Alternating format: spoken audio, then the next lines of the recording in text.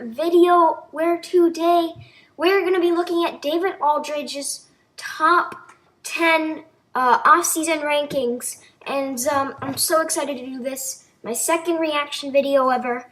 But without further ado, let's get right into this video. Okay, so basically we're going to be looking at this article.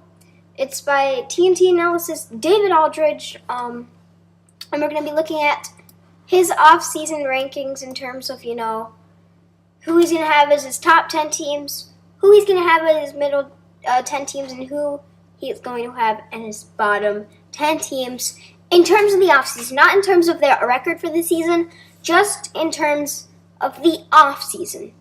So we start off, let's go with the top 10 teams, and we'll go all the way down to the bottom 10. Okay, so as you can see, every year since 2013, he's ranked how 30 teams in the NBA, how they did in the off-season. So that's been since 2013.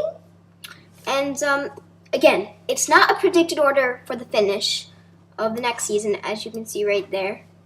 And he also states that, if your team is in the top 10, it doesn't mean it's his favorite team. If it's in the bottom 10, it doesn't mean he hates your team. He's just kind of putting down, what he thinks in terms of the grades for the off season. So what plays into the rankings? It's just an educated guess of, what happened in the draft, what happened in free agency. But he's also basically stating if teams got the value that they got in their free agent signings, because sometimes, overplaying the right player is as much as a sin as signing the wrong player, as stated in what plays into rankings. So it just all matters, based on how teams finished. And as you can see, it has all the teams there. But for now, we're going to get into the number one team, which is the Golden State Warriors. Completely agree with this one. They had the best offseason possibly ever.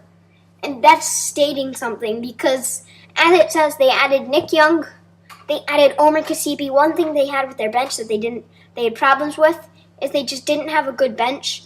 And adding Nick Young, adding Omer Kasipi gives the team a good bench that they can rely on. And they also got Jordan Bell, who was the one guy they wanted in the draft. And as we know from players like, Draymond Green, Klay Thompson, you could even say Stephen Curry was a steal. They just have these steals that they get in the draft. And their whole team is basically, steals in the draft that they got. Maybe except for Andre Iguodala and Kevin Durant and their centers that they have on their team. However, now they've added three-point shooting, and they got Jordan Bell, who's the one guy they wanted, who I can imagine he will be a great player, almost like a Draymond Green type player, because of the fact that he was picked by the Warriors, and we know what they can do. And then the player they lost was Ian Clark. This gives, in terms of New Orleans side, it gives a lot of, three-point shooting that they needed. However, in terms of the Warriors side, this was a horrible loss, because he's one of their great young players that they could have really developed into. Playing behind Stephen Curry and Klay Thompson, you're going to develop that three-point shot very well. And he would have possibly been the next three-point shooter on that team, the next big three-point shooter. But they lost him to the Pelicans. And then here's where it just gets crazy. Who they retained. They were able to retain Stephen Curry, Kevin Durant, Andre Iguodala, Sean Livingston, Kevin Durant. 2 years, $51.25 million. The way free agency is going, that may seem a lot to you, but the way free agency is going, that's amazing that they were able to. So he's a top 5 player in the league, Kevin Durant. And the way they were able to re-sign him for only $25 million a year, just about, that's bizarre. And then they also got, they kept their bench, getting Andre Iguodala, great bench player, Sean Livingston, great bench player to back up Stephen Curry, Zaza Pachulia, good bench player. JaVale McGee, I think he'll start next season. He'll have a breakout season. You can read my blog post on that. I think it's one of my best blog posts on why I think JaVale McGee can be a top player for the Warriors. And then obviously Omer Kasipi and David West. They were just able to retain their veterans, and they even added more. it's crazy to think, how good the Warriors got this offseason. But, I'm not going to waste too much time on these Warriors. I could talk about them for 30 minutes, but we're going to move on to the second team, which is indeed the Boston Celtics. The Boston Celtics obviously went 53-29, and that's a great record. However, they look to be even better because they signed Gordon Hayward in this offseason, stole him from the Utah Jazz. And because it was free agency, they didn't give anyone up. They just had to sign him to a contract. So they were able to get Gordon Hayward, and, for nothing basically, just money they had to give up, just cap space. And they also got Marcus Morris, which is a great power forward signing. Cover, I wouldn't put them at number 2 because of the fact that you see all these players they got, Marcus Morris, Aaron Baines. Their front court got better. However, you see who they lost Marcus Morris to. They lost them to Detroit. But who did they, trade him for? They traded him for Avery Bradley. Who's the best backcourt defender on the Boston Celtics? It's Avery Bradley. But now he's gone, so who's going to be that defender to step up against those three-point shooters? Losing Avery Bradley means that, you get Marcus Morris, and they've needed a power forward for a long time because Amir Johnson was just not doing the job at that position. But, they don't have that really good point guard, shooting guard. Do you think Shane Larkin's going to do the job? Right? They didn't get that really good defensive player. And if you're going to lose Avery Bradley, I would have tried to get like a, Tony Allen, Michael Kidd-Gilchrist, Justice Winslow, Stanley Johnson, one of those very, talented defensive players on the team. And then you can play through Gordon Hayward and, Al Horford and Isaiah Thomas. As you can see, key man Isaiah Thomas, right? So Isaiah Thomas is not the best defender at all because of his height. He's probably one of the worst defenders in the league. And who do they have at shooting guard now to defend Stephen Curry, Klay Thompson? I believe if Klay Thompson goes against the Celtics, he'll score 30 points in the third quarter because they don't have anyone to back up in that shooting guard position. That's why I think, not the best decision. But we're moving on to number 3, which is the Oklahoma City Thunder. The Oklahoma City Thunder acquired Paul George, which is incredible, right? They acquired Paul George from Indiana, and they only lost Victor Oladipo and Sabonis to Indiana, which is not much considering you're getting an all-star caliber player. That's incredible. Russell Westbrook playing with, he's not playing with Kevin Durant again. He's playing with another superstar. He's playing with the best player he's played with since Kevin Durant.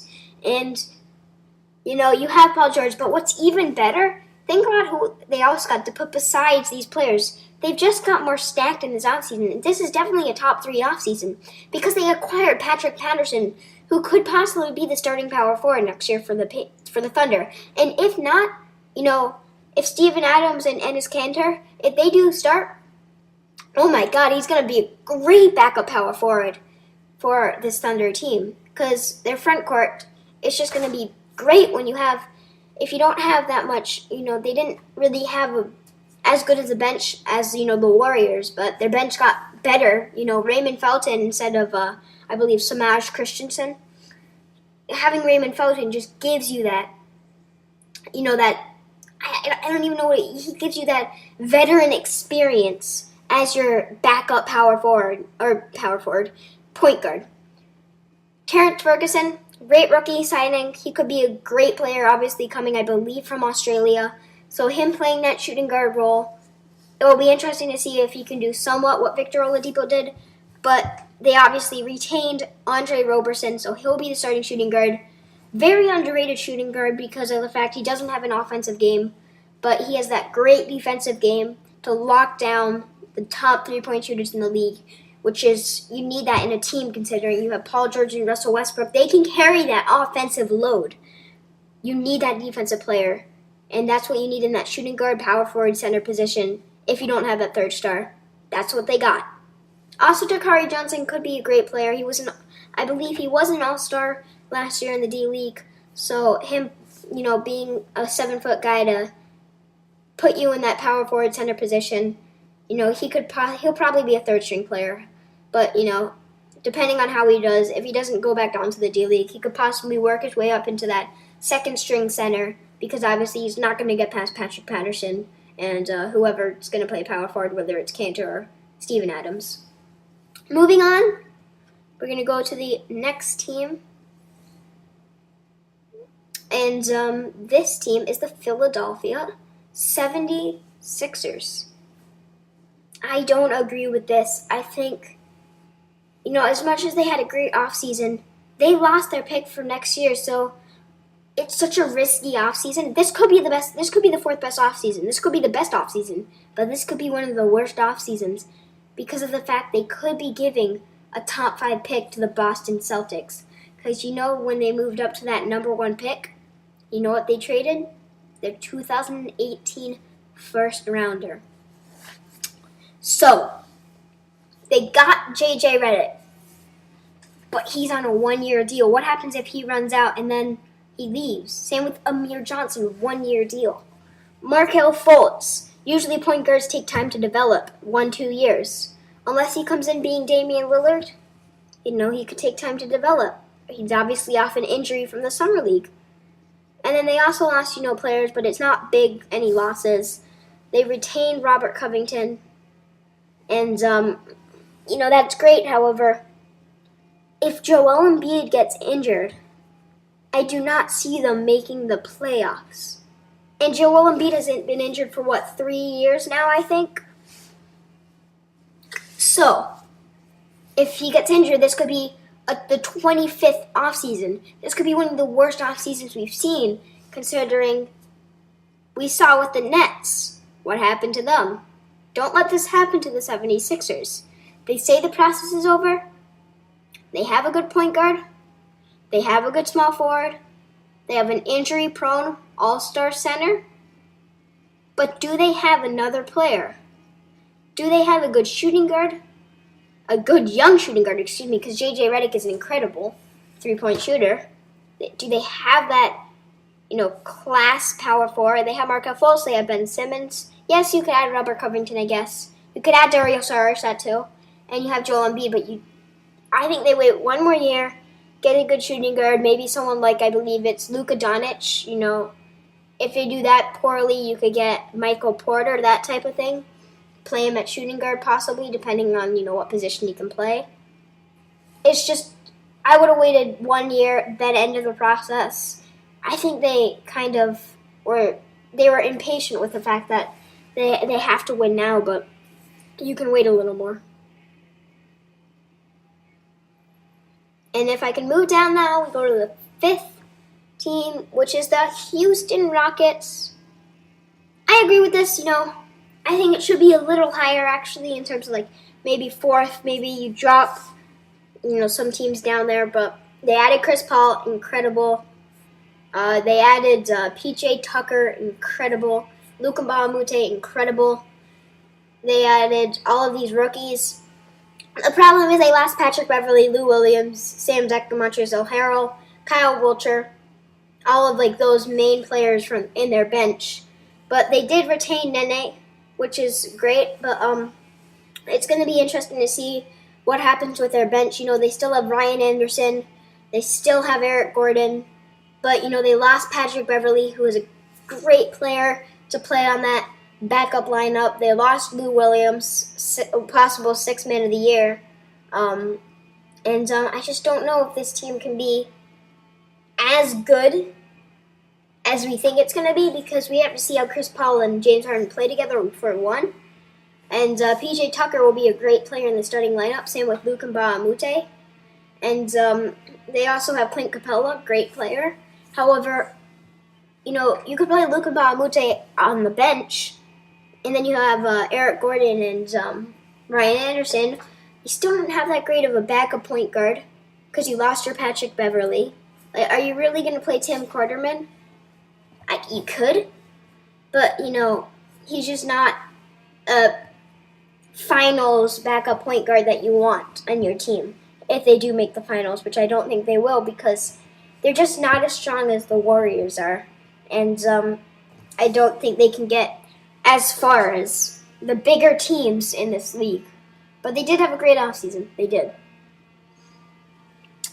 Number 6, we have the Minnesota Timberwolves. And I was, confused why this team wasn't higher because I was waiting this whole time to see Minnesota Timberwolves, and finally I get to see it.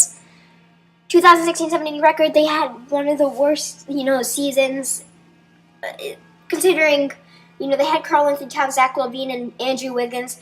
I just thought they would get to that, I thought they would make the playoffs last year, to be honest. However, it's good they didn't make the playoffs because guess what? Losing the playoffs got them Jimmy Butler, got them an All-Star. And then from there, they got Jeff Teague, they got Jamal Crawford. And, getting Jeff Teague is great. Getting Jamal Crawford is great. But Jimmy Butler, it's incredible. And I believe Taj Gibson, if I'm correct, he got arrested. So I'm not sure how long it was, but that's not going to be that big of a move for the Timberwolves. I don't think. Maybe he bailed out. I don't know. But Jeff Teague, and he could be possibly used with him and Wiggins in a trade for Kyrie Irving. And then we have a 6th man of the year many times, Jamal Crawford. He'll be coming off the bench. And then you have Jeff Teague as your starting point guard. Jimmy Butler, though, that's just incredible. This lineup is Jimmy Butler with Jeff Teague, with Andrew Wiggins, and then you have Karl-Anthony Towns. If Taj Gibson does play next season and is pretty good, this team is incredible. But, last year they did disappoint, so who knows. Now, they did lose Zach LaVine, but obviously he tore his ACL. They did lose Chris Dunn, not that big of a loss. They did lose Ricky Rubio. He could have been a good bench player to come off and lead that bench squad. And, with Jamal Crawford and whatnot, because Ricky Rubio and Jamal Crawford would be great together. Ricky Rubio could just pass to Jamal Crawford. Jamal Crawford could put on, that isolation crossover that he does. As one of the best dribblers in the league, he is. And shoot that 3-ball. But Ricky Rubio was a great guy to lead off the bench. They obviously lost their rookie, which is okay. They lost him to Zach LaVine and Chris Dunn because they traded him. They traded all of them for Jimmy Butler. Ricky Rubio, maybe not. Maybe not. I wouldn't probably do that trade. And they did lose Omar Kasipi. He was a good shooter. However, that's not that big of a loss, considering how many games did he play for them. They lost Shabazz Muhammad. And they just, they lost a lot of players. However, getting Jimmy Butler, that could make them go far, far into the playoffs. Moving on to the number 7 team. Who do we have? We indeed have the Denver Nuggets. And why are they on here? They went 40-42, close to making the playoffs, but they didn't make the playoffs. However, picking up Paul Millsap, they have the second best front court in the league now with Millsap and Jokic. And having that front court is incredible. They were the best offensive team in this offseason. They need to pick up a good defensive player. Guess what? They got Trey Lyles. And Trey Lyles isn't the best player in the league. If he takes a shot, it's not going in. However, they were, I believe, the third best. They had the third best offensive amount of points they scored in the league. So they have a great offensive team, but they need that defense. Trey Lyles and Paul Millsap can provide that. Obviously, Paul Millsap is an all-star. Trey Lyles coming off that bench, he can provide that defense because obviously they have players like Juan Hernangomez who can shoot the 3. You have many players like that, Gary Harris, Will Barton. You need that defensive player. And that's why they didn't make the playoffs. And this year, they got him. They did lose Danilo Gallinari, though. That could be a big loss for them. But because they got Paul Millsap, I feel like that cancels it out. Plus gives them more of a boost because of the fact it's Paul Millsap. And Donovan Mitchell, they lost him, trading him to Utah. However, that's how they got Trey Lyles. And they also, they got Tyler Lydon. So, decent. decent. And if I was the Nuggets, I'd take this offseason and run with it. They'll probably. I think they'll 45 win season next year. They do need a point guard though. That's what I was gonna say. They have Gary Harris, but if they need a better point guard than Emmanuel Mudiay to carry them. That's the other thing I was gonna say. 8 Sacramento Kings. I love this offseason. This is probably top 5 for me. 32-50 last year. They added George Hill, Zach Randolph, Vince Carter, Bogdan Bogdanovic, De'Aaron Fox, Justin Jackson, Harry Giles, and Frank Mason. George Hill, Zach Randolph, Vince Carter, veterans. They can lead the team. Bogdan Bogdanovic, a great small forward to start on the team. Right? They lost Rudy Gay, but they brought in Bogdan Bogdanovic. So he can be that player. George Hill, you have him as your starting point guard. Backing him up, you have De'Aaron Fox as your rookie. Eventually, in 2 years or even 1 year, they're going to move George Hill to the shooting guard position, backup shooting guard behind Buddy Hield. And what they'll do is they'll use him as that shooting guard. They'll use De'Aaron Fox as the starting point guard if Fox works out. I believe he will. And George Hill will play that shooting guard position. Small forward, you have Bogdan Bogdanovic. You have a backup of Vince Carter with Justin Jackson, high risk, high reward. You have Zach Randolph as your power forward. You also have Skal Labissiere. You also have Harry Giles, high risk, high reward. Harry Giles could be the best player in this draft. He has potential to be the best player in this draft. He was number 1 in the 2016 top 100 recruits for ESPN. The reason why he dropped to number 20 is obviously he got injured at Duke.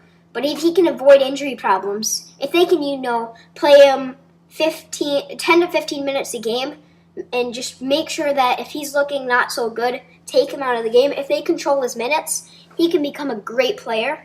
And you obviously have Frank Mason, again, high risk, high reward, Wooden Award. This is an incredible offseason. And if you look at who they lost, right, all of that, Rudy Gay, right there. Langston Galloway. Langston Galloway, I wouldn't say as big as a loss as someone like Rudy Gay, because Rudy Gay is a great player, but he is coming off an injury. But the fact that, they got Bogdan Bogdanovic and they also got Vince Carter cancels it out and adds more to the Kings.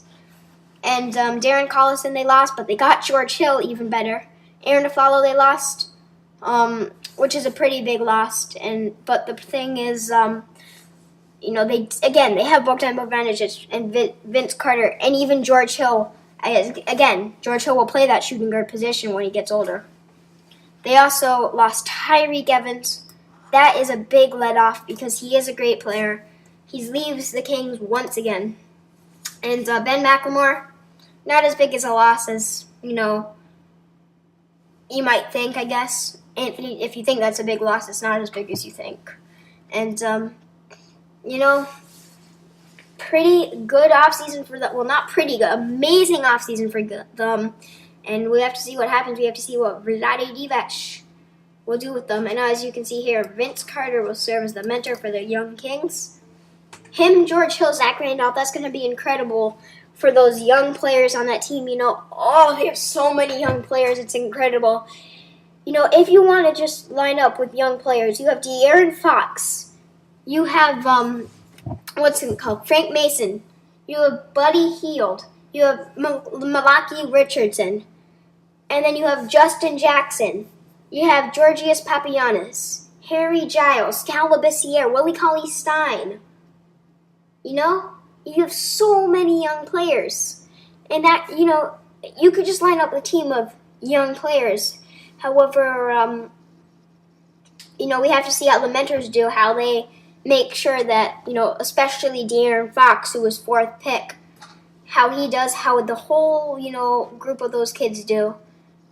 That team's going to be fun to watch next year. This is one team that you should watch on League Pass, I have to say it.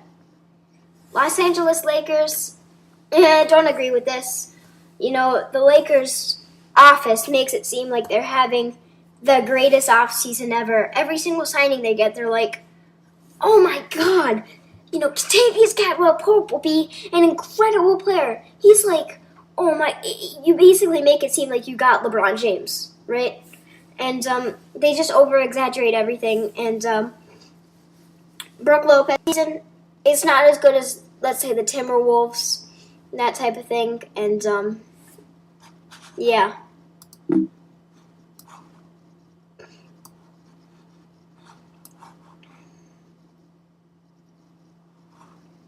Moving on, we have the that's basically it. Moving on, we have the number 10 team, Toronto Raptors. This wasn't